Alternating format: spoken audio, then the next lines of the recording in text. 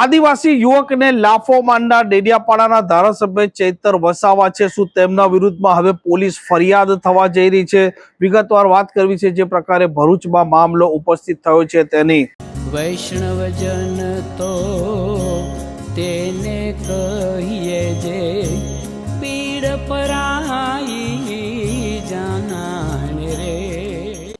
નમસ્કાર, આપ જોઈ રહ્યા છો નવજીવન ન્યૂઝ અને હું છું આપની સાથે તોફિક ગાંચી. ડેડિયાપાડાના ધારાસભ્ય ચૈતર વસાવા છે, તેમના વિરુદ્ધમાં અનેક પ્રકારના ગુનાઓ પોલીસના ચોપડે નોંધાઈ ચૂક્યા છે અને સાંસદ મનસુખ વસાવા ત્યાં સુધી કહી ચૂક્યા છે કે આ ચૈતર વસાવા છે, તેમનો જે સ્વભાવ છે તે લડવાવાળો છે, લોકોના જોડે સતત તે ઝઘડા કરતા રહેતા હોય છે અને આજે આ જ મનસુખ વસાવાનો જે જિલ્લો છે ભરૂચ, તેના ઝઘડિયામાંથી એક આવી હિંસક ઘટના સામે આવી છે, જેમાં એક ખાનગી કંપની છે તેમાં થોડાક દિવસ પહેલા એક બ્લાસ્ટના કારણે એક આદિવાસી યુવક છે તે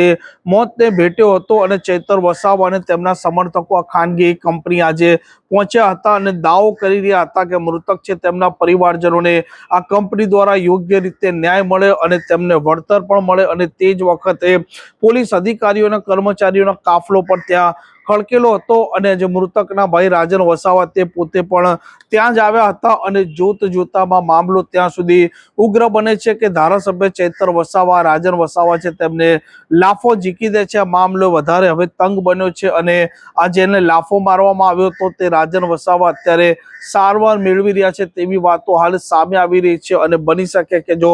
રાજન વસાવા પોલીસ ફરિયાદ કરે તો ચૈતર વસાવાના વિરુદ્ધમાં વધુ એક ગુનો છે તે પોલીસના ચોપડે નોંધાય તેમ છે, કેમ કે ધારાસભ્ય ચૈતર વસાવા છે તે ડેડિયાપાડામાં જઈ નથી શકતા, કેમ કે તેમના પર એટીવીટીની બેઠકમાં જે પ્રકારે ગંભીર કલમો અંતર્ગત ગુનો દાખલ થયો હતો અને ગુજરાત હાઈકોર્ટે તેમને 1 વર્ષ ડેડિયાપાડા જવા માટે પ્રતિબંધ ફરમાવેલો હતો. જો કે આ સ્થાનિક સ્વરાજની ચૂંટણીના વચ્ચે તેમને થોડાક દિવસની રાહત મળી હતી અને તે ડેડિયાપાડા થોડાક દિવસ માટે જઈ શકે તેવી ગુજરાત હાઈકોર્ટે છૂટ આપી હતી અને હવે આ ધારાસભ્ય ચૈતર વસાવાનો આ લાફા કાંડ છે, આ બબાલ છે તે તેમના માટે મુશ્કેલીઓ ઊભી કરી શકે તો પણ નવાઈ નહીં, કેમ કે તેમના વિરુદ્ધમાં વધુ એક ગુનો દાખલ થઈ શકે તેવી પ્રબળ શક્યતા દેખાઈ રહી છે. આ પ્રકારના સમાચાર માટે નવજીવન ન્યૂઝ ચેનલ સાથે જોડાયેલા રહો. નમસ્કાર.